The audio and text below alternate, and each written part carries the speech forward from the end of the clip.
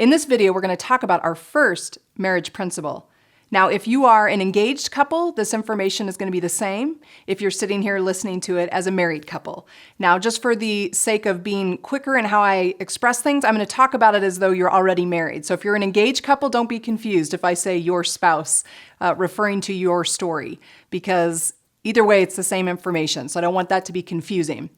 We use the same stuff for pre-marriage as we do for marriage counseling because these principles are so foundational to a healthy marriage. So here's what we're going to start with today, this idea of feelings. Now, don't misunderstand me. Feelings are amazing. Feelings of love and romance, and especially you engaged couples, you're excited about spending your life together. That's great. I don't want you to misunderstand me when we talk today about our first principle, that feelings are bad, because feelings are great. You need romance, you need love.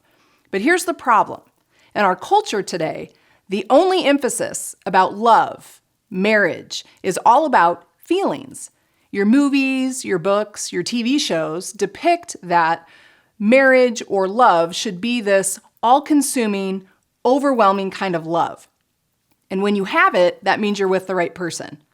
But if you don't have it, or it goes away, then you're with the wrong person. So we want to talk about that today because it's going to be very, very key for you to understand where do feelings tie in to a healthy marriage. So that's where we're going to start, the problem with feelings. So we've already established that feelings can be great, but here's the problem. Feelings change, right? Think about your own relationship. Think about the days that you totally feel love for one another. You're had a wonderful romantic date. You've been on vacation. You've just had an amazing job promotion or something. You celebrate together and feelings are great. But you've probably also had those days where you've disappointed each other, where somebody said something that was hurtful to you and you're hanging on to that. Now your feelings aren't so great, right? You're frustrated, you're hurt, you're angry, you might be bitter, you might be resentful. So the problem is you can't base your marriage, marital love, just on feelings because they change. I don't know about you, but there are many days that I feel great and I'm excited and everything's good, but I also have those days that things are hard and I'm in a bad mood and I'm impatient and I'm not tolerant. And I can look at my husband and think, everything about you today is annoying to me. It's like nails on a chalkboard. And then other days, things are great and I love him and he's the most amazing person I've ever been around. So do you see how that could be problematic in a healthy marriage? That if you're only basing your love and your commitment on your feelings, that you'll have up days and down days, that's going to be a pretty volatile relationship. So here's the contrast. We want to look at what the Bible says about love. What is marital love supposed to look like? You took vows, right? The culminating moment in your marriage ceremony was the two of you exchanging vows, and those vows are promises. That's where the real meaning of your marriage was coming into play, that you were saying, I'm committed to you. I promise to give myself to you in sickness and in health until death do us part, rich or poor. I mean, you say all these very poignant things to one another. And that's what marital love is more about, the promises, those commitments that you're making, not just about the feelings. I mean, you're not saying to one another, I promise to be committed to you so long as you hold up your end of the bargain. But if you don't turn out to be that great of a wife or a husband, then I'm out. That's not what we say in our marriage ceremonies. What we say is, I'm committing to you in the good and the bad, in the hard times and in the great times. That's what marital love is really about, and that's what the Bible speaks to, that it's more about promises and a commitment. Look what it says in the book of Proverbs. Don't trap yourself by making a rash promise to God and only later counting the cost. See, it's important for you to recognize whether you're coming into marriage, you're an engaged couple, or you've already been married. Your wedding day was an important day because it was a day that you made promises to each other, and promises are not meant to be broken. So that's why our first marriage principle is this. Love is a choice, not just a feeling. See, the feelings is in there. We're not vacating feelings. We're not saying, healthy marriages, you shouldn't really like each other or love each other or have feelings of romance. It's just about making choices. But the choices is in there. And it's important that feelings are in their proper place and that the promises and the commitments that you make to each other are in their proper place.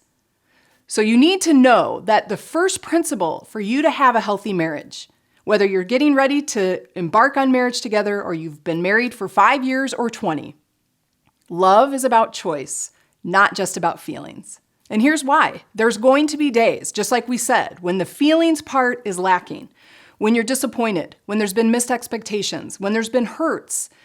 The feelings part isn't really going to carry you very far because you're angry and you're hurt. That's where the choosing part of love might have to step in more. That's when you have to say, you know what? I'm angry with you today. My feelings, if I go in my feelings alone, I don't like you very much today. But the choosing part of love says, so on this day, when I'm not feeling so much love for you, I'm going to choose to remember those promises and commitments I made and react to those. So I stay committed to our marriage, that I work at our marriage, that I deal with those emotions and the feelings and the disappointments, that we fight for our marriage, even on the days where our feelings aren't as strong. Here's the ultimate analogy of marital love is Christ's love for the church. And we see that in the book of Ephesians, where Paul compares Christ and his love for his people, which was to die for us on the cross, to die a painful death. It was a selfless, sacrificial act. And what Paul is saying and describing is that kind of love that Jesus had for us, for his church, is the love that a husband and wife should have for one another. Now that's pretty intense. That's an intense kind of love. But it's not based on an intense feelings kind of love, right? Because Jesus didn't want to have to go to the cross. He didn't want to have to suffer and die, but he knew that's what was required to fulfill God's plan for us. And so in marriage, it's a very profound thing to think, I'm supposed to love my husband in a selfless, sacrificial way. And that is going to require choosing love, right? It's going to be a choice for me to think of my husband before myself. It's going to be a choice for me to say, because of my commitment to you, I'm going to put your needs ahead of my own. And when both of you guys find that kind of love and you love each other that way, your marriage will be amazing. And you won't have these volatile ups and downs because it isn't just about the feelings. It's more about the commitments. So remember this. Engaged couples, get this in your head right away because this is so important to prepare you as you get ready to get married. And for married couples to really reflect on this and think about this and how it's played out in your relationship already or how you need to adjust your thinking moving forward in your marriage. That love is more about the choices that we make, remembering the promises that we make on our wedding day, those vows that we took to be with one another through the thick and the thin, through the hard times, through the good times. To remember that love is about choices, not just about feelings. So that's our first principle.